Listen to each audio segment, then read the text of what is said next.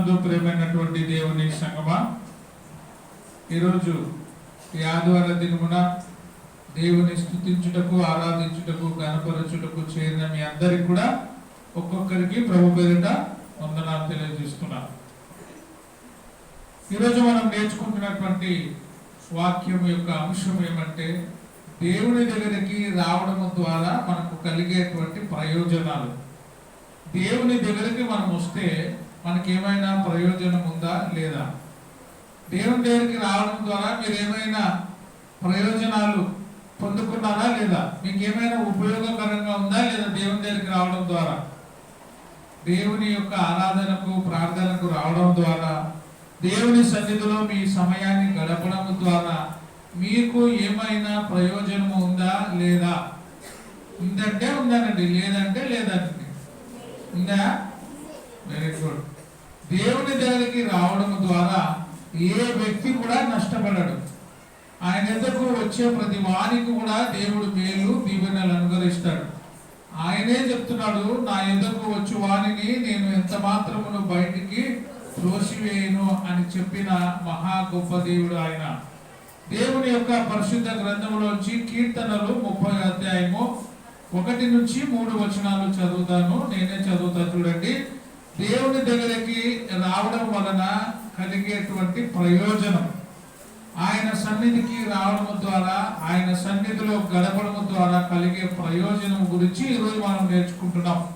కీర్తనలు 30 అధ్యాయము 1 నుంచి 3 వచనాలు. యెహోవా, నా శత్రువులను నా విషయమై సంతోషింపనీయక నీవు నన్ను ఉద్ధరించి ఉన్నావు, అందుకై నేను నిన్ను కొనియాడుచున్నాను. యెహోవా నా దేవా, నేను నీకు మొరపెట్టగా నీవు నన్ను స్వస్థపరచితివి. యెహోవా, పాతాళములో నుండి నా ప్రాణమును లేవదీసితివి. నేను గోతిలోనికి దిగకుండా నీవు నన్ను బ్రతికించితివి.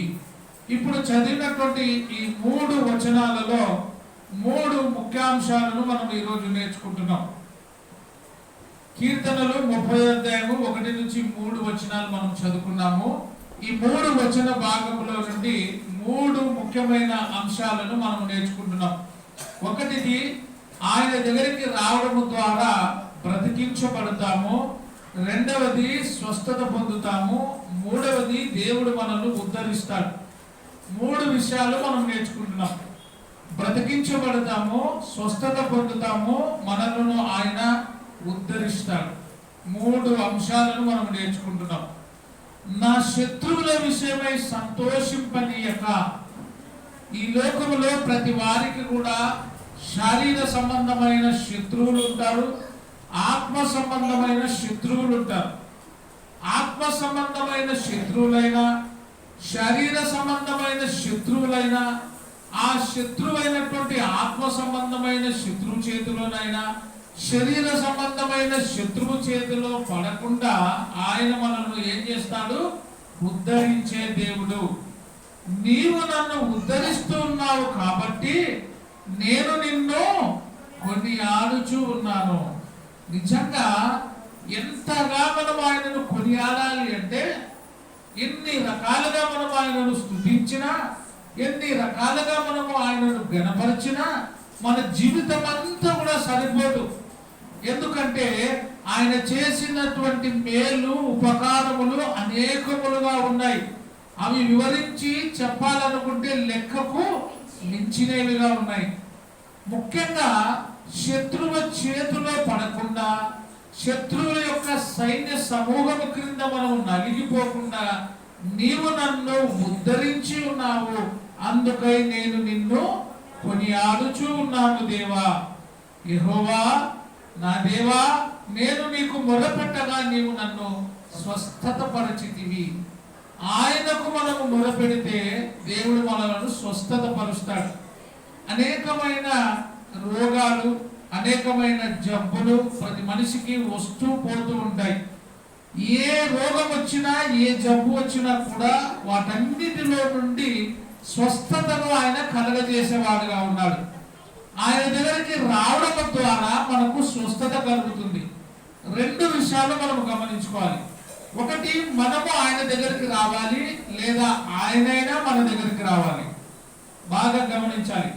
మనము ఆయన దగ్గరికి రావాలి, లేదా ఆయన మన దగ్గరికి రావాలి.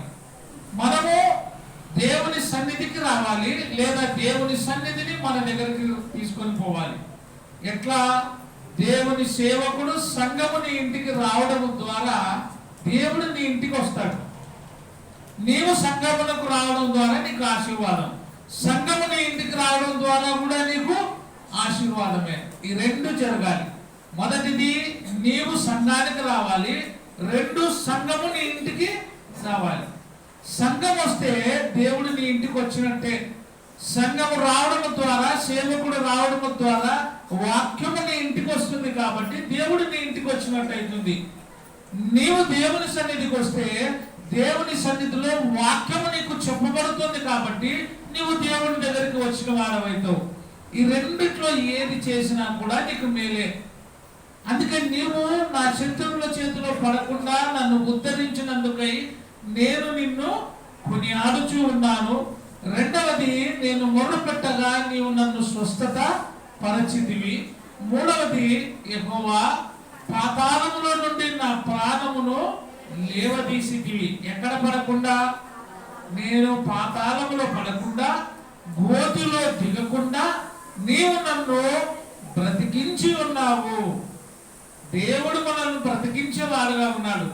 మనము చదివిన లేఖన భాగములో నుండి మార్కు సువార్త 5వ అధ్యాయము 21వ వచనం నుంచి చదివితే ఇక్కడ చాలా మంచి సంగతులు మనం నేర్చుకుంటున్నాం. మరలా యేసు దోణి ఎక్కి అద్దరికి వెళ్ళినప్పుడు బహు జన సమూహము ఆయన యొద్దకు కూడి వచ్చెను. ఆయన సముద్ర తీరమున నుండగా సమాజ మందిరపు అధికారులలో యాయీరను ఒకడు వచ్చి చూడండి, వచ్చి అనే మాట మనం ఇక్కడ చూస్తున్నాం. యాయీరు అనే వాడు వచ్చి ఉన్నాడు. ఎక్కడికి వచ్చినాడు? యేసు ప్రభు ఎక్కడుంటే అక్కడికి వచ్చినాడు. బాగా ఈ మాటను మన హృదయంలో రౌండ్ చేసుకోవాలి. యాయీరు అనే వాడు వచ్చి ఆయనను చూచి ఆయన పాదముల మీద పడి, ఎక్కడికి వచ్చినాడు? యేసు ప్రభు ఉండే చోటికి యాయీరు అనేవాడు వచ్చి ఏం చేసినాడు? ఆయన పాదముల మీద పడి. రావడం అనేది చాలా ముఖ్యమైనది. ఆయన రాకపోయి ఉంటే ఆయనకు మేలు జరిగేది కాదు. బాగా వినాలా. యాయీరు అనేవాడు యేసు ప్రభు ఉండే చోటికి రాకపోయి ఉంటే యాయీరుకు మేలు జరిగేది కాదు. యాయీరు ఇంట్లో స్వస్థత జరిగేది కాదు. యాయీరు వచ్చి ఆయన పాదముల మీద పడి, నా చిన్న కుమార్తె చావనై ఉన్నది. ఏమని ఆయనను మొరపెడుతున్నాడు? నా చిన్న కుమార్తె చావనై ఉంది. అంటే ఏమైంది? రోగముతో బాధపడుతుంది. నా చిన్న కుమార్తె నలిగిపోతూ ఉంది. తన చిన్న కుమార్తె కోసము యాయీరు అనేవాడు వచ్చి ఆయన పాదముల మీద పడి ఆయనను ప్రాధేయపడుతూ ఉన్నారు. చూడండి, నా చిన్న కుమార్తె చావనై ఉన్నది, అది బాగుపడి బ్రతుకున్నట్లు నీవు వచ్చి. ఎంత మంచి మాట చూడండి. అది బాగుపడినట్లు ఏమంటున్నాడు? ఈ మాట కూడా మనం నోట్ చేసుకోవాలి. యాయీరు అనేవాడు వచ్చి యేసుప్రభుతో ఏమంటున్నాడు? ఆ చిన్నది చావనై ఉన్న నా కుమార్తె బాగుపడినట్లు ఏమంటున్నాడు? నీవు వచ్చి. ఎందుకు ఆయనను రమ్మంటున్నాడు? ఆ యొక్క చావు బ్రతుకులో ఉండే ఆమె ఇక్కడికి రాలేదు కాబట్టి ఆయననే పిలుస్తున్నాడు. అయ్యా, నీవు ఆమె దగ్గరికి వచ్చి. ఎవరి దగ్గరికి? యాయీరు అనే కుమార్తె మరణకరమైన స్థితిలో ఉండి చావనైన స్థితిలో ఉంది కాబట్టి ఆమె నిమిత్తము యాయీరు అనే అతను వచ్చి యేసు ప్రభుని పిలుస్తాడు. అయ్యా, నీవు వచ్చి నీవు ఆయన దగ్గరికి రా అని ప్రాధేయపడుతున్నాడు. చూడండి, వచ్చి దాని మీద నీ చేతులు ఉంచవలనని ఆయనను మిగుల బ్రతిమాలు కొనగా. మిగుల బ్రతిమాలు కొంటున్నాడు. చూడండి, దేవుని సన్నిధికి నీవు కూడా వచ్చి ఆయన పాద సన్నిధిలో మోకరించి నీవు కూడా బ్రతిమలాడితే నీకు ఎంత రోగకరమైన బాధ ఉన్నప్పటికీ నీవు చావడానికి సిద్ధమై ఉన్న పరిస్థితిలో ఉన్నప్పటికీ, నీ శత్రువుల చేతిలో నువ్వు చిక్కినప్పటికీ కూడా నిన్ను శత్రువుల చేతిలో పడనీయకుండా నిన్ను ఉద్ధరించి, నిన్ను స్వస్థతపరిచి, నిన్ను బ్రతికించే దేవుడు. 3 విషయాలు మనం ఈరోజు నేర్చుకుంటున్నాం. ఆయన శత్రువుల చేతిలో, మన శత్రువుల చేతిలో మనం పడకుండా ఆయన మనలను ఏం చేసేవాడు? ఉద్ధరించేవాడు. రెండవది, అనారోగ్య స్థితిలో ఉన్నప్పుడు స్వస్థత పరిచేవాడు. మూడవది, బ్రతికే విధంగా మనలను చావు పరిస్థితిలో నుంచి బ్రతికించేవాడు. ఇక్కడ యాయీరు అనువాడు తన చావనై ఉన్న కుమార్తె కోసం యేసు ప్రభు దగ్గరికి వచ్చి ఆయన పాదముల మీద పడి, ఆ చావనై ఉన్న కుమార్తె బ్రతుకున్నట్లు నీవు వచ్చి ఆమె మీద చేతులుంచు అని బ్రతిమాలుతున్నాడు. ఆయన వారితో కూడా ఏమైనాడు? వెళ్ళెను. ఇది కూడా మనం నోట్ చేసుకోవాలా. యాయీరు తన కుమార్తె కోసం వచ్చినాడు, రమ్మని బ్రతిమలాడినాడు. యేసు ప్రభు అక్కడికి వెళ్ళెను. 2 విషయాలు, ఆయన మన దగ్గరికి రావాలి, లేదా మనము ఆయన దగ్గరికి వెళ్ళాలి. ఈ 2 ఉండాలి. నీవు ఆయన దగ్గరికి రాక, ఆయన నీ దగ్గరికి రాకపోతే నీ బ్రతుకు అఘోరమైన పరిస్థితిలో ఉంటుంది. జాగ్రత్త. నీవు ఏ పరిస్థితిలో, ఒకవేళ నీవు మంచములో నుండి లేయలేనటువంటి పరిస్థితిలో నీవు ఉంటే, చావనై ఉన్న సిద్ధంగా నువ్వు చావడానికి సిద్ధమై ఉంటే, చావు పరిస్థితిలో నువ్వు ఉంటే, నీ దగ్గరికి ఎవరు రావాలా? దేవుడు రావాలి. దేవుడు రావాలంటే వాక్యము రావాలి. వాక్యము రావాలంటే ప్రార్థన నీ దగ్గరికి రావాలి. సంఘము నీ దగ్గరికి రావాలి. సేవకుడు నీ దగ్గరికి రావాలి. ఒకవేళ నీవు లేని పక్షములో, రాలేని పరిస్థితిలో నీ నిమిత్తము ఎవరైనా వచ్చి అయ్యా నువ్వు మా దగ్గరికి రా అని యేసు ప్రభుని అడిగినట్టుగా సంఘాన్ని కూడా తీసుకొని వెళ్ళాలి. నీకు తెలిసిన వ్యక్తి, నీ పరిచయమైన వ్యక్తి, నీ ఇంటి పక్కల వ్యక్తి అనారోగ్యములో ఉంటే, అస్వస్థతలో ఉంటే నీవు కూడా ఏం చేయాలా?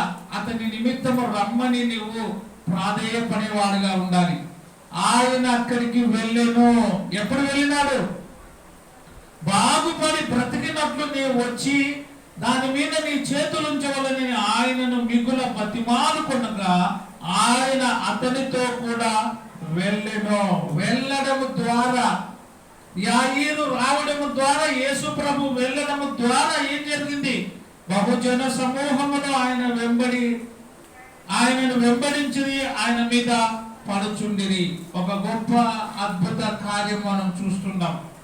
మన జీవితంలో కూడా దేవుని సన్నిధికి వస్తే, దేవుని ప్రార్థన చేస్తే మనకు మేలు జరుగుతుంది.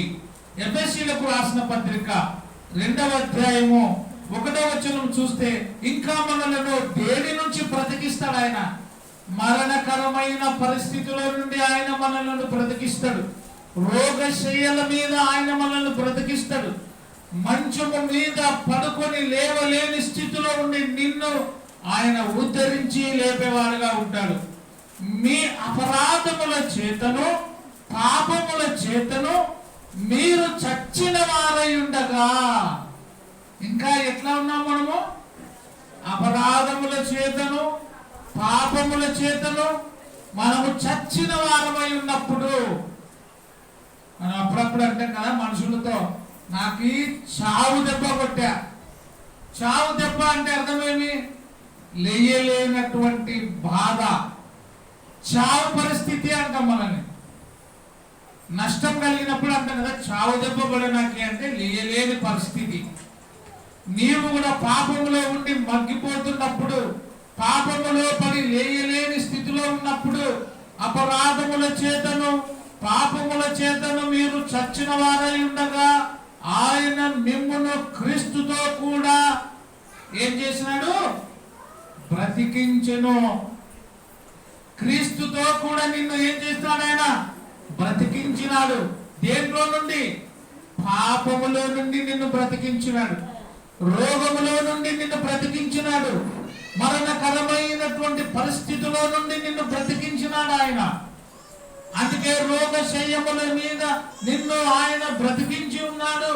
పాపముల చేత నలిగిపోయిన నిన్ను ఆయన తన రక్తము కార్చడం ద్వారా పాపముల చేత అపరాధముల చేత చచ్చిన వాడనైన నిన్ను ఆయన బ్రతికించి ఉన్నాడు. 119వ కీర్తన 50వ వచనంలో చూస్తే నీ వాక్యము నన్ను బ్రతికిస్తుంది. దేవుని దగ్గరకు వస్తే, ఆయన దగ్గరికి నువ్వు పోయినా, నువ్వు ఆయన దగ్గరికి వచ్చినా ఆ వాక్యము నిన్ను ఎప్పటికి కూడా బ్రతికిస్తూ ఉంటుంది. నీ వాక్యము నన్ను బ్రతికిస్తుంది. నా బాధలలో ఇదే నాకు నెమ్మది. నీవు దేవుని దగ్గరకు వస్తే నెమ్మది పడతావు. దేవుని దగ్గరకు వస్తే సమాధానం పొందుతావు. దేవుని దగ్గరకు వస్తే శాంతిని పొందుతావు. నీవు శాంతి లేక, సమాధానము లేక, ఎన్నో అప్పుల చేత, తిప్పల చేత బాధపడి నలిగిపోతున్నట్లయితే, నా కుమారుడా, నా కుమార్తె, దేవుడు నిన్ను పిలుస్తున్నాడు.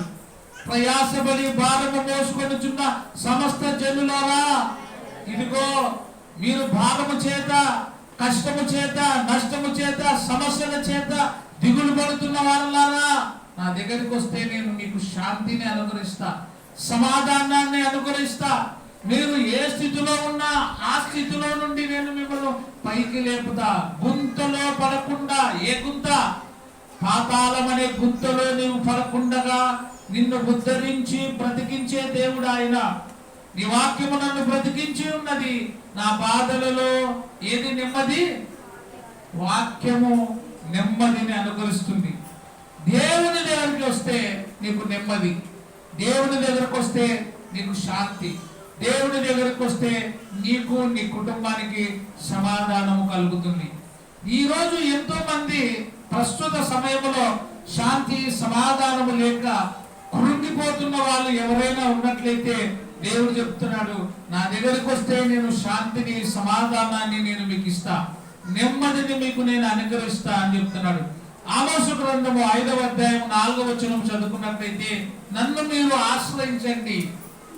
మీకు రోగం కలిగినప్పుడు, బాధ కలిగినప్పుడు, సమస్య కలిగినప్పుడు, శత్రువుల చేత చిక్కిపోయినప్పుడు, అనేకమైన రోగముల చేత అల్లాడిపోతున్నప్పుడు, నువ్వు మనుషులను ఆశ్రయించక, నీవు ఇంకా ఎక్కడెక్కడ తిరిగి అనేకులను ఆశ్రయించక, ఏమంటాడు ఆయన?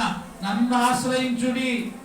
నన్ను ఆశ్రయించిన ఎడలా, నన్ను ఆశ్రయిస్తే మీరు బ్రతుకుతారు. మనము బ్రతకాలంటే ఎవరిని ఆశ్రయించాలా? దేవుని ఆశ్రయించాలి. ఆయనను వేడుకోవాలి. ఆయన పాదముల దగ్గరికి రావాలి. యాయీరు ఏం చేసినాడు? బ్రతిమలాడుకున్నాడు. ఆయన పాదముల యుద్ధ వచ్చి సాగిలపడి, నా కుమార్తె చావనై ఉన్నది, చావు పరిస్థితిలో ఉన్నది, అయ్యా నువ్వు రా, నువ్వు వస్తే బాగుంటది అని ఆయనను ప్రాధేయపడినాడు. యేసు ప్రభు అక్కడికి వెళ్ళడం ద్వారా స్వస్థత కలిగింది. ఈరోజు నీవు కూడా దేవుని సన్నిధికి వచ్చి, నీ పక్షాన, నీ కుటుంబంలో ఎవరైనా అనారోగ్యంగా ఉంటే నువ్వు ప్రార్థన చేస్తే నీ ప్రార్థనకి జవాబు దేవుడు అనుగ్రహిస్తాడు. చూడండి, నన్ను ఆశ్రయించుడి. నన్ను ఆశ్రయించిన ఎడల మీరు బ్రతుకుతారు. చివరికి డాక్టర్లు కూడా కొన్నిసార్లు గ్యారంటీ ఇవ్వలేరు.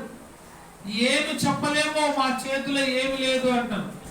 కానీ గ్యారంటీ ఎవరు? ఆయన మాత్రమే గ్యారంటీ. ఆయన మాత్రమే బ్రతికించేవాడు, బ్రతికించే సామర్థ్యము కలిగిన వాడు ఆయన. ఎందుకంటే నరుల ఆత్మలు, నరుల ప్రాణాలు అన్ని కూడా ఎవరి చేతిలో ఉన్నాయి? దేవుని వశములో ఉన్నాయి. మనుషులను బ్రతికించేవాడు ఆయననే, మరలా రమ్మని పిలిచేవాడు ఆయననే. ఈ లోకానికి పంపిన దేవుడే మరలా రమ్మని పిలవడానికి హక్కు కలిగిన వాడుగా ఉన్నాడు. అందుకే ఆయన చెప్తున్నాడు, మీరు నన్ను ఆశ్రయించుడి. నన్ను ఆశ్రయించిన ఎడల మీరు బ్రతుకుతారు. అదే అధ్యాయము 6వ వచనంలో చూస్తే, 5వ అధ్యాయంలోని 6వ వచనము, నన్ను ఆశ్రయించుడి, అప్పుడు మీరు బ్రతుకుతారు. నన్ను ఆశ్రయిస్తే అప్పుడు మీరు బ్రతుకుతారు. అందుకే ఎంత పెద్ద ట్రీట్మెంట్ తీసుకున్నా, ఎంత పెద్ద పెద్ద హాస్పిటల్లో నువ్వు జాయిన్ అయినా కూడా ప్రతి క్రైస్తవుడు, ప్రతి విశ్వాసి ఏం కోరుకుంటాడు? అయ్యా నా కోసం మీరు ఏం చేయమంటారు, ప్రార్థన చేయండి అంటాడు. కానీ నేను పెద్ద హాస్పిటల్ అడ్మిషన్ అయినాను, నాకు ప్రార్థన అవసరత లేదని ఎవరైనా చెప్తారా సురేష్? నాకేమి, నేను అపోలో హాస్పిటల్లో చేరినాను, ఇంటర్నేషనల్ హాస్పిటల్లో ఉన్నాను, కానీ నాకు ఇంకా ఏం అవసరం లేదు ప్రార్థన అని ఎవరైనా చెప్తారా? ఎంత పెద్ద కోట్లు కోట్లు ఖర్చు పెట్టినా, ప్రపంచ దేశాలలో అత్యధికమైన హాస్పిటల్లో చేరినా కూడా ప్రతి మనిషి ఏం కోరుకుంటాడు? ప్రతి క్రైస్తవుడు, ప్రతి విశ్వాసి నా కోసం ప్రార్థన చేయండి. హాస్పిటల్లో ఉండే ఆమె కోసం ప్రార్థన చేయండి, హాస్పిటల్లో ఉండే ఈమె కోసం ఈయన కోసము ప్రార్థన చేయండి. ఇంకా మీరు బాగా గమనించినారో లేదో, మనకంటే ఎక్కువగా అన్యులు ప్రార్థనను కోరుకుంటున్నారు. మీరు బాగా ఆలోచిస్తే అయ్యా, చాలా మంది హైందవులు కూడా కోరుకుంటున్నారు. ఫలాని వ్యక్తి సార్కే చాలాసార్లు చెప్పినారు, మా బాబు హాస్పిటల్లో ఉన్నారు, అయ్యగారు మాకు ప్రార్థన చేయండి, మీ ప్రభువుని మా రోగం బాగమని ప్రార్థన చేయండి అని ఎంతో మంది చెప్పినారు. ఎంతో మంది ఏం కోరుకుంటున్నారు? అయ్యా మా అమ్మాయికి మా అబ్బాయికి గర్భము ధరించి పిల్లల కనేటట్టు ప్రార్థన చేయండి అని కోరుకుంటున్నాను. ప్రార్థన అనేది చాలా చాలా విలువైనది. అందుకే నేను ప్రతిసారి చెప్తుంటా, ప్రతి మనిషికి ప్రార్థనే మన ఆయుధము, ప్రభుని పాదములు శరణ్యం. ప్రార్థన ప్రార్థన ప్రార్థన ప్రార్థన మన హృదయములో, మన రక్తములో ఉండాల ప్రార్థన. అది మనల్ని కాపాడుతుంది, బ్రతికిస్తుంది. అందుకే నన్ను ఆశ్రయించుడి, అప్పుడు మీరు బ్రతుకుదురు. ఎంత గొప్ప మాట చూడండి. ప్రార్థన చేయండి. హాస్పిటల్లో ఉన్నాడు, ప్రార్థన చేయండి. వెంటిలేటర్లు పెట్టినారు, ప్రార్థన చేయండి. రక్తం ఎక్కిస్తున్నారు, ప్రార్థన చేయండి. గ్లూకోజ్ బాటిల్ ఎక్కుతుంది, ప్రార్థన చేయండి. ఎందుకు ప్రార్థన కోరుకుంటారంటే, ప్రార్థన అనేది చాలా గొప్పది. ప్రార్థన అనేది మనిషిని బ్రతికిస్తుంది. ప్రార్థన అనేది మనిషికి ఆక్సిజన్ వంటిది. ఏది? ఆక్సిజన్. ప్రార్థన ఎప్పుడు బంద్ అవుతుందో మనం అప్పుడు చనిపోయినట్టే. ప్రతి మనిషి ప్రతిరోజు ఏం చేయాలా? ప్రార్థన చేయాలి. ఊపిరి పీల్చుకున్నటువంటి మనిషి ఎవరైనా ఉన్నారా? ఆయన ఎవరైనా నేను ఊపిరి పీల్చుకోను అనే వాళ్ళు ఉంటే చేయొద్దండి. నాకు ఈ ఊపిరి అవసరం లేదు, గాలి అవసరం లేదు అని ఎవరైనా అనుకుంటారా? ఎవరికి అవసరం ఉండదు గాలి. గాలి ఊపిరి ఎవరికి ఉండదు అవసరము? ఎవరికి అవసరం ఉండదు? చనిపోయిన వాళ్ళకి. బతికిన వాళ్ళకి కొంచెం ఊపిరి ఆడలేదు అంటారు కదా, ఊపిరి అంటే అందరికి ప్రేమని. ప్రార్థన కూడా ప్రేమించాలి. ఊపిరిని ప్రేమించినట్టు ప్రార్థనని ప్రేమించాలి. ఎక్కడ కూర్చున్నా, ఎక్కడ లేచినా, ఎక్కడ పడుకున్నా నీ హృదయంలో దేవుని ధ్యానించడం, ప్రార్థించడం ఏ రోజు కూడా నువ్వు మానొద్దు. అందుకే దేవుని సన్నిధికి రావడం ద్వారా ఆ వాక్యము, ఆ రావడము అనేది నిన్ను బ్రతికిస్తుంది, ఉద్ధరిస్తుంది, స్వస్థతను కలగజేస్తుంది. అందుకే నన్ను ఆశ్రయించుడి, నన్ను ఆశ్రయించిన ఎడల మీరు బ్రతుకుదురు. ఆమోసు గ్రంథము 5వ అధ్యాయంలోనే 13-14 వచనాలు చదువుకున్నట్లయితే, ఇది చెడు కాలము కనుక బుద్ధిమంతుడు ఊరకుండును, మీరు బ్రతుకున్నట్లు కీడును విడిచి మేలు వెతుకుడి. ప్రార్థనకు వచ్చేవాడు ఏమి విడిచిపెడతాడు? కీడు విడిచిపెడతాడు. నీవు ప్రార్థనకు రావడం ద్వారా నీ జీవితానికి మేలు ఏమి అంటే, నువ్వు ఇతరులకు కీడు చేయవు, నువ్వు కీడు చేసే మనిషివి కాదు. పెద్దలు చెప్తారు కదా, పాముని ఎంత ప్రేమించి ఎంత పాలు పోసినా దాని గుణం ఏమి? అది కాటేస్తుంది. ప్రార్థనకు వచ్చేవాడు ఎప్పుడు కూడా కీడు చేయడు. కీడు చేసే వాళ్ళ కోసం ప్రార్థన చేస్తాడు. ఏమని? కీడు చేసే వారికి మంచి మనసు దయచేయి అని. నేనైతే అదే చేస్తా. వాళ్ళు చేసే ప్రతి కీడు నాకు మేలు జరగని ప్రభువా, ఆ కీడు చేసే వారికి కూడా నువ్వు మేలు దయచేయి. అది మన క్రైస్తవ లక్షణము కలిగిన వ్యక్తుల ప్రార్థన. అందుకే మనము ఏం చేస్తాం? ప్రార్థనకు రావడం ద్వారా ఇతరులకు కీడు చేయము, కీడు చేయాలనే ఆలోచన మనకి రాదు. అందుకే ప్రార్థనకు రావడం ద్వారా నీకు మేలు జరుగుతుంది, నీవు ఇతరులకు కీడు చేయవు, నీ కుటుంబానికి ఆశీర్వాదం వస్తుంది. అందుకే ఏమంటాడంటే మీరు బ్రతుకున్నట్లు కీడు విడిచి ఏ దాన్ని వెతకాలా? మేలు వెతకండి. ఎక్కడ వెతుకుతారు మేలు? మేలు ఎక్కడ దొరుకుతుంది? దేవుని సన్నిధిలో మేలు దొరుకుతుంది. తేలు ఎక్కడ దొరుకుతాయి? తేలు మనుషుల మధ్యలో ఉంటాయా? మనుషులు లేని కాడ ఉంటాయా? మనుషులు లేని కాడే ఎక్కువ ఉంటాయి. మనుషుల మధ్యలో కూడా వస్తాయి తేలు అప్పుడప్పుడు. ఎప్పుడు ఉండవు. ఇప్పుడు ఉన్నాయా తేలు? ఇలా ఎప్పుడోసారి వస్తాయి మధ్య తప్పి. అవునా కదా? దేవుని సంఘం అనే సహవాసములు ఉంటే మనకు మేలు కానీ ఎప్పుడు తేలు రావు. అందుకే ఏ గుడారమును నీ గుడారమునకు ఏ తెగులును సమీపించదు. ఎందుకంటే ఏ అపాయము నాకు రాదు. నీ దుడ్డు కర్రయు నీ దండమును నన్ను ఆదరిస్తుంది. ఆదరణ కలుగుతుంది దేవుని సన్నిధిలో. అందుకే మేలును వెదకుడి. అలాగు చేసిన ఎడల సైన్యములకు అధిపతి యెహోవా మీకు తోడుగా ఉండును. మీకు ఎవరు తోడు? తోడునే నన్నాడు, నీడనే నన్నాడు. ఏమన్నాడు ఆయన? తోడునే నన్నాడు,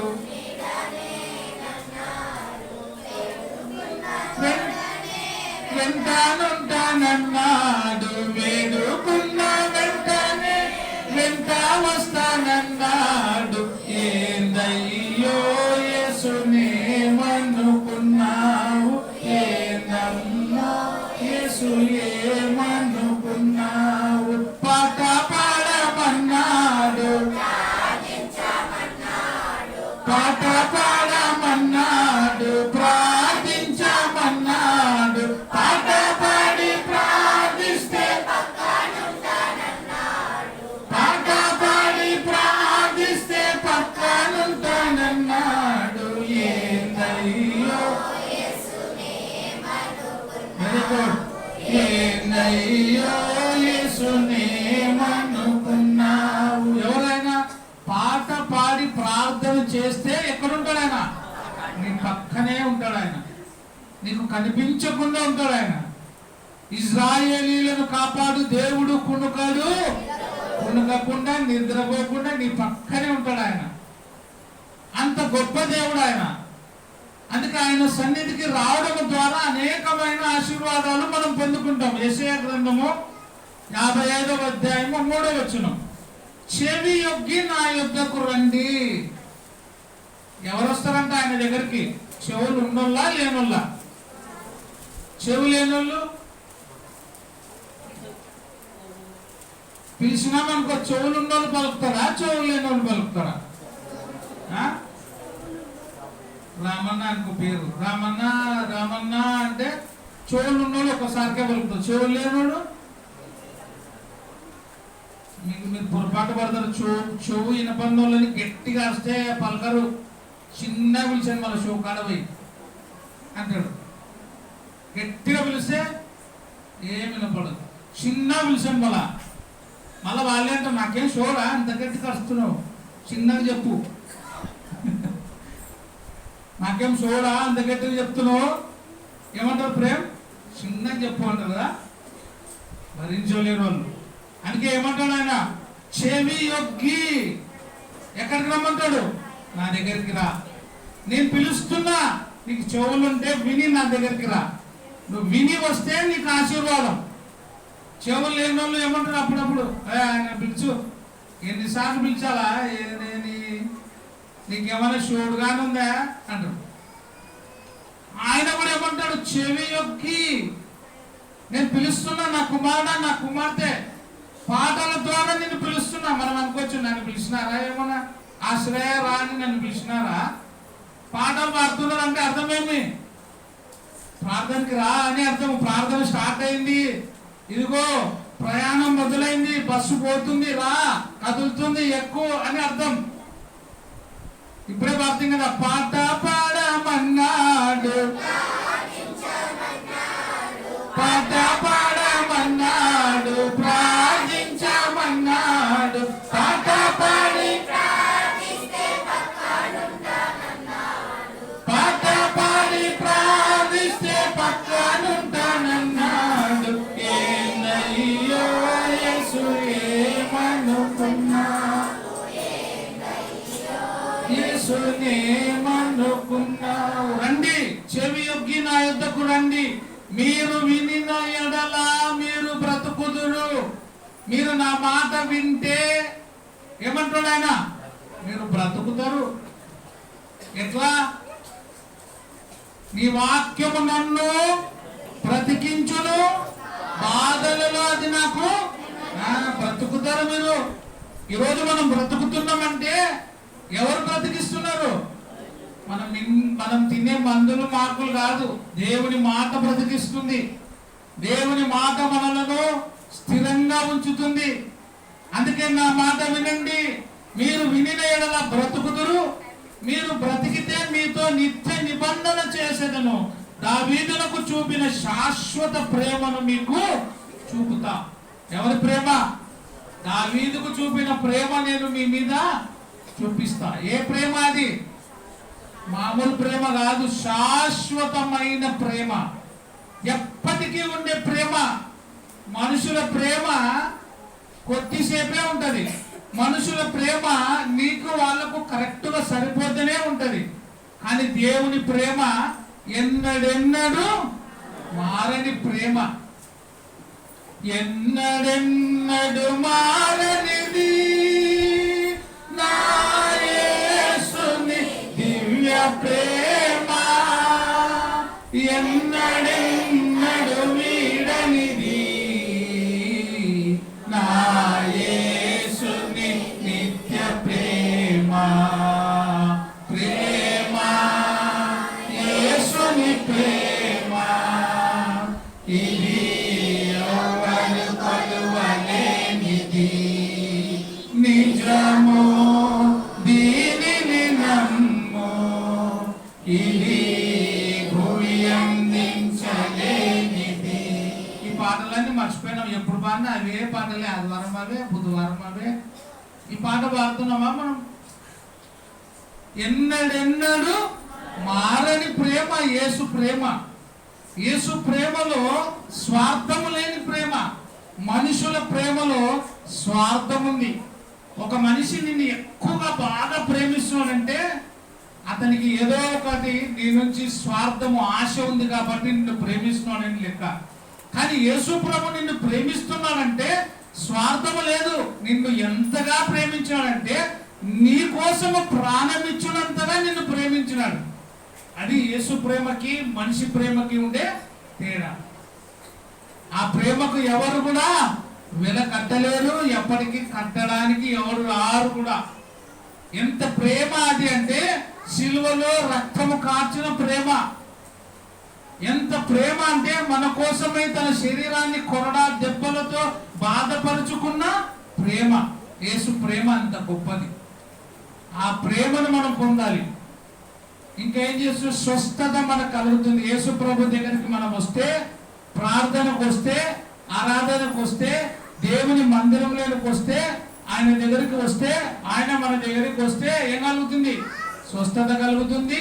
ఆయన మనల్ని ఉద్ధరిస్తాడు, బ్రతికిస్తాడు. మార్కు సువార్త 5వ అధ్యాయము, మార్కు సువార్త 5వ అధ్యాయం 25వ వచనం చూస్తే అక్కడ 12 ఏళ్ల నుండి రక్తస్రావం కలిగిన ఒక స్త్రీ ఉండేను. ఆమె అనేక వైద్యుల చేత ఎన్నో తిప్పలు పడి, అనేక వైద్యుల చేత ఏం పడింది? వైద్యుల దగ్గర పోతే తిప్పలా మేలా? ఎక్కడ పోయింది? ముందు ఆమె అనేక వైద్యుల దగ్గరికి వెళ్ళి అనేకమైన తిప్పలు పడి తనకు కలిగినంతయు వ్యయము చేసుకొని ఎంత మాత్రముల ప్రయోజనము లేక మరింత సంకటపడేను. మరింత ఏం పడింది ఆమె? మార్కు సువార్త 5వ అధ్యాయం 25వ వచనం నుంచి చూడండి. మరింత ఆమె ఏమైంది? సంకటము అంటే కలవరపడిపోతుంది. అయ్యో, నేను ఇంతమంది డాక్టర్ దగ్గర పోయించినాను, కానీ నా రోగము బాగు కావడంలే. నాకుండే డబ్బంతా అయిపోతుంది, కానీ నాకు స్వస్థత లేదు, సమాధానం లేదు, శాంతి లేదు ఆమెకి. ఆమె ఎక్కడ పోయింది? దేవుని సన్నిధికి రాలే. ఎక్కడ పోయింది? అనేక అనేకమైన వైద్యుల దగ్గరికి వెళ్ళి తన దగ్గరకు ఉండేదంతా కూడా వ్యయము చేసుకొని మరింత దినదినము ఏమైందామా సంకటపడెను. ఆమె యేసును గూర్చి విని, ఇప్పుడు ఏం చేసింది? ఎవరి గురించి వినింది? యేసు ప్రభుని గురించి విని, నేను ఆయన వస్త్రము మాత్రము ముట్టిన బాగుపడుతును అనుకొని జన సమూహములలో ఆయన వెనుకకు వచ్చి వచ్చి అనే మాట మనం నోట్ చేసుకోవాలి. ఎక్కడికి వచ్చింది ఆమె? యేసు ప్రభు దగ్గరికి వచ్చింది. యేసు ప్రభు ఉండే చోటికి వచ్చింది. ఆయన వెనుకకు వచ్చి ఆయన వస్త్రము ముట్టెను. వచ్చిందా లేదా? ఆమె క్రియ జరిగింది. నీవు కూడా రావాలి. ఎక్కడికి రావాలా చెప్పాలా? ఎక్కడికి రావాలా? దేవుని సన్నిధికి రావాలా? దేవుడు ఉండే చోటికి రావాలి. యాయీరు ఎక్కడికి వచ్చినాడు? యేసు ప్రభు ఉండే చోటికి వచ్చి, నా కుమార్తె చావనై ఉంది అయ్యా, నీవు ఆమె కోసం వచ్చి ఆమెను ముట్టితే ఆమె ఏం పొందుతుంది? స్వస్థత పొందుతుంది అని ఆమెతో చెప్పినప్పుడు ఆయన అక్కడికి వెళ్ళాను అని మనం చూస్తున్నాం. యాయీరు వచ్చినాడు, యేసు ప్రభు వెళ్ళినాడు. ఇక్కడ రక్తస్రావం కలిగిన స్త్రీ ఎక్కడికి వచ్చింది? యేసు ప్రభు గురించి విని అక్కడికి వచ్చెను. వెంటనే ఆమె రక్తధార కట్టెను కనుక తన శరీరముల నుండి ఆ బాధ నివారణ అయినదని గ్రహించెను. ఎక్కడికి రావడం ద్వారా? యేసు ప్రభు దగ్గరికి రావడం ద్వారా ఆమె బాధ ఏమైంది? నివారణ. ఆమె బాధ విముక్తి అయిపోయింది. ఆమె రోగము బాగైంది. ఆమె సమాధానము లేనిదిగా ఉంది. ఎప్పుడైతే యేసు ప్రభు దగ్గరికి వచ్చిందో, ఆయన చెంగు ముట్టిందో ఆమె మేలు జరిగింది. అప్పుడు యేసు ప్రభు ఏం చెప్తున్నాడు చూడండి, 33వ వచనం. అప్పుడు ఆ స్త్రీ తనకు జరిగినది ఎరిగి భయపడి వణుకుచూ వచ్చి ఆయన ఎదుట సాగిలపడి తన సంగతి అంతయో ఆయనతో చెప్పెను. అందుకు ఆయన, కుమారి, నీ విశ్వాసము నిన్ను స్వస్థత పరచెను, సమాధానము గలదానవై పొమ్ము. ఏం గలదానవై? ఇంతకు ముందు ఆమెకి ఏమి లేదు? సమాధానము లేదు. రెండవది స్వస్థత లేదు. మూడవది నెమ్మది లేదు. సమాధానము లేదు, స్వస్థత లేదు, నెమ్మది లేదు. ఎందుకు సమాధానము లేదు? ఆమెకున్నటువంటి రోగము ఆమెను దినదినము ఏం చేసింది? అనారోగ్య పాలు చేసింది. ఆమె దగ్గర ఉండే డబ్బంతా కూడా అయిపోయింది. ఆమె సంకట పడుతూ వచ్చింది, నెమ్మది లేదు. అందుకే నీవు కూడా యేసు ప్రభు దగ్గరికి వస్తే, సంఘములోనికి వస్తే, సంఘముతో కలుసుకుంటే, సంఘములో సహవాసము కలిగి ఉంటే నీకు నీ కుటుంబానికి సమాధానము కలుగుతుంది, స్వస్థత కలుగుతుంది. దేవుడు నిన్ను ఉద్ధరిస్తాడు అని లేఖన భాగం ద్వారా నేర్చుకుంటున్నాం. ఆయన ఏమన్నాడు? కుమారి, నీ విశ్వాసము నిన్ను స్వస్థత పరిచెను. ఎట్లా పొమ్మంటాడైనా? సమాధానము గలదానవై పొమ్ము. సమాధానముతో పో. ఆమె ఎట్లొచ్చింది? సమాధానము లేకుండా వచ్చింది, శాంతి లేకుండా వచ్చింది, నెమ్మది లేకుండా వచ్చింది, స్వస్థత లేకుండా వచ్చింది. ఇప్పుడు స్వస్థత పొందింది, సమాధానము పొంది వెళుతుంది. నీవు కూడా దేవుని సన్నిధికి వస్తే స్వస్థత పొందుతావు, సమాధానము పొందుతావు. అందుకే దేవుని సన్నిధిలో నీవు ఉండాలి. మార్కు సువార్త 10వ అధ్యాయం 46వ వచనం చదువుకుంటే ఇక్కడ కూడా బర్తిమయ్య అనే గుడ్డి భిక్షకుడు కూడా చూడండి ఏం చేసినాడు. 10వ అధ్యాయము 46వ వచనం నుంచి, వారు యెరికో పట్టణమునకు వచ్చిరి. ఆయన తన శిష్యులతోనూ బహుజన సమూహముతోనూ యెరికో నుండి బయలుదేరి వచ్చుచుండగా, యేసు ప్రభు శిష్యులు ఎక్కడికి వచ్చిరి? ఎక్కడికి వచ్చినారు? యెరికో పట్టణమునకు వచ్చిరి. వాళ్ళు రావడం ఒక గొప్ప అద్భుతం. వాళ్ళు రావడం ద్వారా గుడ్డి భిక్షకుడికి ఏమైంది? మేలు జరిగింది. వాళ్ళు రాకపోయి ఉండింటే ఇతనికి మేలు జరిగేది కాదు. ఆ గుడ్డి వాని కన్నులు తెరవబడేవి కాదు. చూడండి ఇక్కడ ఏం చెప్తున్నారు చూడండి. వారు యెరికో పట్టణమునకు వచ్చిరి. ఆయన తన శిష్యులతోనూ బహుజన సమూహముతోనూ యెరికో నుండి బయలుదేరి వచ్చుచుండగా, తీమయ్య కుమారుడకు బర్తిమయ్యను గుడ్డి భిక్షకుడు త్రోవ పక్క కూర్చొని ఉండెను. ఆయన నజరేయుడైన యేసు అని వాడు విని ఏం చేసినాడు? విని, దావీదు కుమారుడా యేసు నన్ను కరుణించుమని కేకలు వేయ మొదలు పెట్టెను. ఊరుకున్నమని అనేకులు వాడిని గద్దించిరు గాని వాడు దావీదు కుమారుడా నన్ను కరుణించుమని మరీ ఎక్కువగా కేకలు వేసెను. అప్పుడు యేసు నిలిచి వానిని పిలువుడని చెప్పగా వారు ఆ గుడ్డి వానిని పిలిచి ధైర్యము తెచ్చుకొనుము, ఆయన నిన్ను పిలుచుచున్నాడు, లెమ్మని వానితో చెప్పిరి. అంతటా వాడు బట్టలు పారవేసి దిక్కున లేచి ఆయన యుద్ధకు ఏం చేసినాడు? వచ్చెను. వీడు బట్ట పారేసి పోకుంటే ఆయన పిలిచినందుకు వాడు ఏం చేసినాడు? వెంటనే చెప్పాలా? గుడ్డోడా ఆయన పిలుస్తున్నాడు అన్నప్పుడు వాడు ఏం చేసినాడు? వెంటనే వాడు లేచి బట్టలు పారవేసి దిగ్గున లేచి ఎక్కడ పోయినాడు? యేసు ప్రభు దగ్గరికి వెళ్ళినాడు. ఎంత గొప్ప మాట చూడండి. ఆయన ఉండే చోటికి పోయినాడు. మొదట గుడ్డివాడు ఉండే చోటికి యేసు ప్రభు వచ్చినాడు. ఆయన శిష్యులు వచ్చినారు.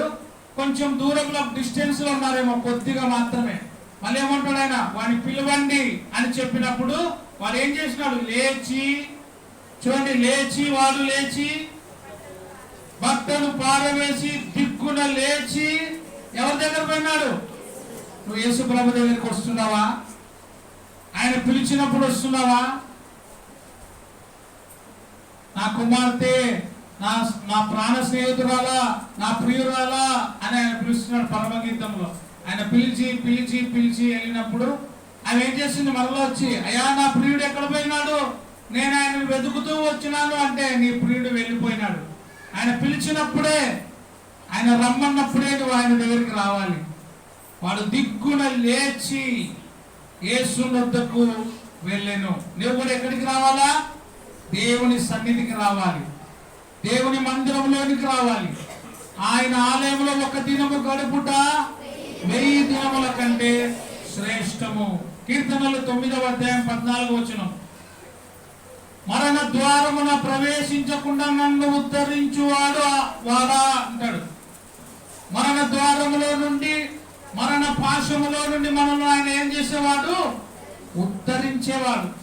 అంటే దాంట్లో నుండి బయటికి లేపేవాడు ఆయన. ఎంత క్లిష్ట పరిస్థితుల్లో ఉన్నా, ఎంత నువ్వు దిగజారిపోయి గొంతులో ఉన్నా ఆయన వేడుకుంటే ఆయన దాంట్లో నుండి నిన్ను బయటికి తీసే దేవుడు ఆయన. మనుషులైతే మనం పడిపోతే మరసంగా మనం తెలియకుండా మూత మూసి పెడతాడు, చావని లేని.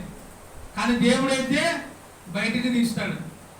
దావీదు కుమారుడా నజరేయుడైన యేసు నన్ను కరుణించు అని మొర్రపెట్టిన ప్రతి వాని మొరను ఆయన విన్నాడు, వారితో మాట్లాడినాడు, వాళ్ళని స్వస్థత పరిచినాడు. ఎవరిని కూడా ఆయన ఎదురుకు వచ్చిన వాడిని ఎంత మాత్రం కూడా ఆయన బయటికి త్రోసివేయలేదు. అందుకే ఆయన దగ్గరికి రావడం ద్వారా కలిగే దీవెనలు అనే మాట ఈరోజు నేర్చుకుంటున్నాం.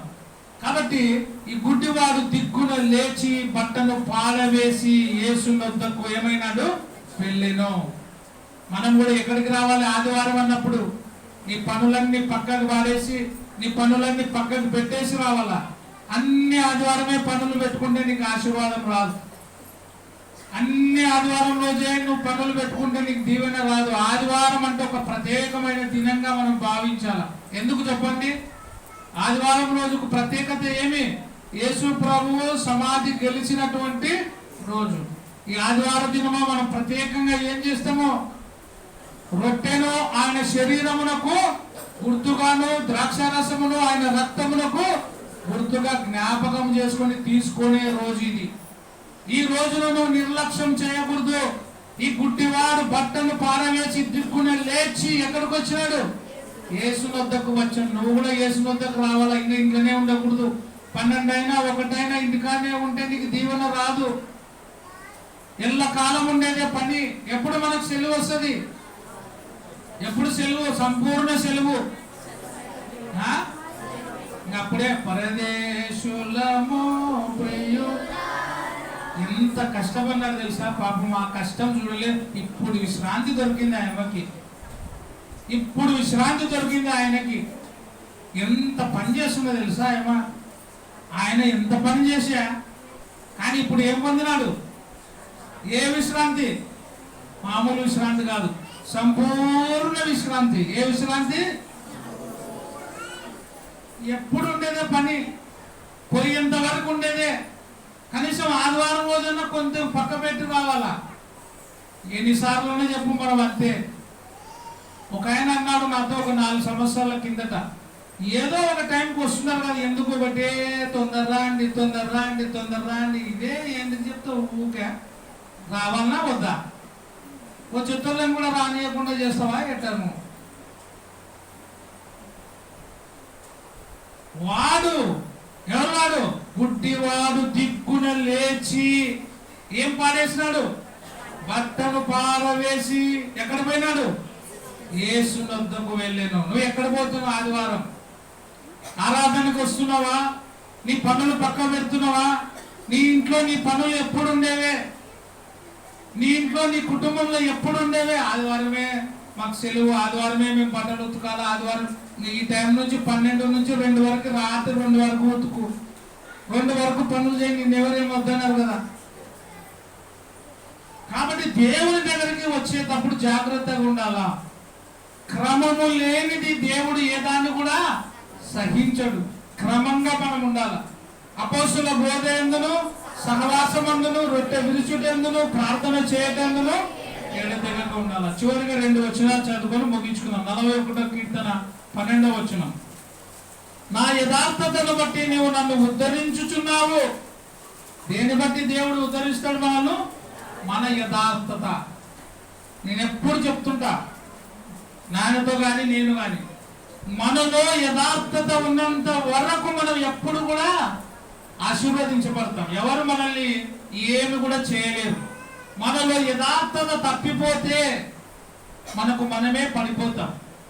యథార్థతతో, అందుకంటే చూడండి, నా యథార్థతను బట్టి నన్ను నీవు ఉద్ధరించుచున్నావు. నీ సన్నిధిని నిత్యము నన్ను నిలబెట్టు ప్రభువా, నీ సన్నిధిలో నన్ను నిలబెట్టు. మనం ఎప్పుడు వస్తాం ఆయన సన్నిధికి? ఎప్పుడు రానోళ్ళు 3 సార్లు వస్తారు కదా. నేను చాలాసార్లు చెప్పిన 3 సార్లు అన్నా రావాలంట. ఎప్పుడెప్పుడు రావాలా దేవుని సన్నిధికి? Hatching, matching, dispatching. Hatching, matching, dispatching. పుట్టినప్పుడు ఏం చేస్తారు? పుట్టినప్పుడు పేరు పెట్టడానికనో, ఎంటకలు తీయడానికనో, పిల్లలకి ప్రార్థన చర్చికి తెస్తారు కదా. తెచ్చి అయ్యా పిల్లగానికి ప్రార్థన చేయి, పిల్లగానికి పేరు పెట్టు, పిల్లగానికి ఎంటకలు కత్తరియాలా అని వేస్తారు. హ్యాచింగ్. అది మ్యాచింగ్ ఎప్పుడు? పెళ్లి శుభులకో పెళ్లికో చర్చిలో తలవాలు పడాలా. కొంతమంది సెంటిమెంట్లు, కొత్త కొత్తగా చిన్న చిన్న సందులు ఉంటాయి. ఇప్పుడు కొంత పెద్దగా చిన్న ఉంటుంది మన సందులక్కనే, ఈ సందులక్కనే. కానీ పిల్లగానికి పెద్ద కొడుకు అనే పడాలని, అనే పెళ్లి కొడుకు అనే, పెళ్లి కూతురు అనే, పాస్టర్ అనే. 25 ఏళ్ళ కిందట రాజుసారి పెళ్లి చేయడానికి వచ్చినాడు. ఆ చెమటకి ఇంతలా ఉన్నాడు కదా, నాటిపోయినాడు. అట్ట ఇట్టంటాడు. ఎవరు పెట్టినారనే సందులో పెళ్లి. హ్యాచింగ్ ఒకటి, మ్యాచింగ్ ఒకటి. ఇంకోటి ఎప్పుడు? డిస్పాచింగ్. పోయేటప్పుడు ఎప్పుడు ప్రార్థన చర్చిలో పెట్టి ప్రార్థన చేసి తీసుకుపోతే పుణ్యం వస్తుంది ఆయనకి, ఆ అమ్మకి. ఆడ పెడితే నువ్వు చర్చిలో పెట్టినా, చర్చి కింద పెట్టినా, చర్చి పైన పెట్టినా, ఆ గోపురం కదా పెద్దది కర్నూల, దాని మీద మొల మీద వాచి మీద పెట్టి తీసుకుపోయినా నువ్వు పరలోకాన్ని పోవు. దాంట్లోకి పోయినా పోవు, దీంట్లోకి వచ్చినా పోవు. ఎట్లా ఉండాలా? ప్రతి ఆదివారమున అపోస్తుల బోధ యందును, సహవాసమందును, రొట్టె విరుచుట యందును, ప్రార్థన చేయటను. ఈ 3 సమయాల్లో కూడా రారు కొంతమంది. Hatching, matching, dispatching. ఈ 3 కూడా రాకపోతే వాళ్ళంత దరిద్రులే లేరు పాపం. ఈ 3 టైంలోనే రావాలా. ఇంకా కొంతమంది ఎప్పుడు రారు, పండగప్పుడు మాత్రమే వస్తారు. కానీ స్థలం కోసం పుడుకుతుంటారు. నాకు అదే కావాలా, అనే కావాలా. నిండిపోయింటారు కదా, అంత పుడుకుతుంటారు పాపం. ఏంటి పుడుకుతారో ఏమో, ఇంత పుడుకుతారట. కూర్చున్నన్ను కూడా లేపుతారు. లే ఆడబో, ఈడబో, ఆడుంటే ఆడ కూర్చున్నాలా. ప్రార్థన జరుగుతున్నప్పుడు చాలా సైలెంట్గా మనం పాటించాలా. దేవుని సన్నిధి చాలా గొప్పది. ఇది ఎప్పుడు రావాలా దేవుని సన్నిధి చెప్పండి? ఇప్పుడు హ్యాచింగ్, మ్యాచింగ్, డిస్పాచింగ్ 3 సార్లు రావాలి కదా. ఎప్పుడెప్పుడు రావాలా? మనం అనుకోవచ్చు, 30 సార్లు అయిందిలే, ఇప్పటికే 30 సార్లు అయింది అని. 30 సార్లు కాదు, నువ్వు జీవితం ముగించేంత వరకు ఎక్కడికి రావాలా? దేవుని సన్నిధిలో గడపాలా. అదే ఆశీర్వాదం. ఎట్లా ఉండాలో మన జీవితము? దుప్పి నీటి వాగుల కొరకు ఆశపడినట్లుగా, దేవా నా ప్రాణము నీ కొరకు, దేవా నా ప్రాణము నీ కొరకు ఆశపడుతుంది దేవా అన్నట్టు ఉండాలా. ఆశనే లేకుంటే, ఆదివారం అనే ఆశ ఉందా? నీకు ఏం ఆశ అంటే నాకు అది మర్చిపోయినావు చూడు, ఆయనకు అవి అంటే చాలా ఇష్టం ఆయనకి అని అన్ని తీసుకుపోతారు. ఎప్పుడు మన వాళ్ళు తీసుకోవాలి, చాలా మంచోళ్ళు తీసుకుపోతారు. తీసుకుపోతారు ఎప్పుడు? గట్టిగా చెప్పాలమ్మా. ఎప్పుడు? కొంతమంది 3 దినాల్లో తక్కువ తీసుకుపోయినామన్నా, అందుకే 9 దినాల్లో అన్ని కలుపుకొని తీసుకుపోతున్నాము. 3 దినాలకు తీసుకుపోతారు. 3 దినాలు మర్చిపోయి కొంతమంది ఉంటారు పక్కలలో, 3 దినాలప్పుడు అవి తీసుకుపోయలేదు చూడు, మళ్ళా బాగున్నది అంటు తగ్గుతుంది. మళ్ళీ ఎప్పుడు తీసుకుపోతారు? 9 దినాలకు తీసుకుపోయి పెట్టొస్తారు. ఇంకా అయిపోయా మన్న అనేది మన్న అయిపోయి, నువ్వు ఏం తీసుకుపోయినా వాడు తాగడు, చేయడు, పెట్టాడు. బతికినప్పుడైనా బాగా చూసుకోండి. పెట్టొచ్చిన మక్కమే ఇంక ఇంతవరకు ఎప్పుడు చూడము. అయిపోయింది ఇంకా మన్నే. చనిపోయిన బ్రతికినప్పుడు మనిషికి కొంచెం మంచినీళ్ళు వేరు, అన్నం పెట్టరు. కానీ చచ్చినప్పుడు ఏం చేస్తారు? మీరు సమాధుల్లో పోండి, లక్షలు బట్టి సమాధి కట్టింటారు పెద్దది. వాడు ఎప్పుడు ప్రార్థనకే కాదు, ప్రభు నందు మృతి నందు మృతుడు ధన్యుడు అని రాసింటారు. ప్రభు నందు మృతి నందు ఈమె ధన్యురాలు అని సాక్ష్యాలు చెప్తుంటారు చాలా మంది. ఈమె చాలా మంచిది, చాలా ఉత్తమురాలు, ప్రార్థనకి చాలా ఇవన్నీ మన కారణాయి ఆడ చెప్తుంటారు చాలా మంది. ఎప్పుడు రాళ్ళలో కూడా ఆడ తీసుకుపోతారు గోపురం కాడికి, ఆడ కూర్చోబెట్టి ఆయనకి ఈమెకు అస్సలు తెలియదు. ఆ పాస్టర్కి ఆమె మొక్కం కూడా చూసింటాడు. కానీ ఏం చెప్తారు తెలుసా? ఆయన మొక్కం కూడా చూసింటాడు. ఈయన చాలా గొప్పవాడు, మా చర్చి మెంబర్, మా చర్చికి బాగా వస్తుండే, ధన్యురాలు, ధన్యుడు, చర్చి కానే నిలబడుతున్నా నేను పోయేటప్పుడు వచ్చేటప్పుడు అని ఏ రోజు మొక్కం ఎరగడు, వాళ్ళ కోసం ప్రార్థన చేయడు. సంఘములో సంఘ సేవకుడు అంటే సంఘస్థుల కోసం, అందరి కోసం ప్రార్థన చేసేవాడుగా ఉండాల. ప్రార్థన అనేది మనల్ని ఏం చేస్తుంది? బంధాన్ని పెంచుతుంది.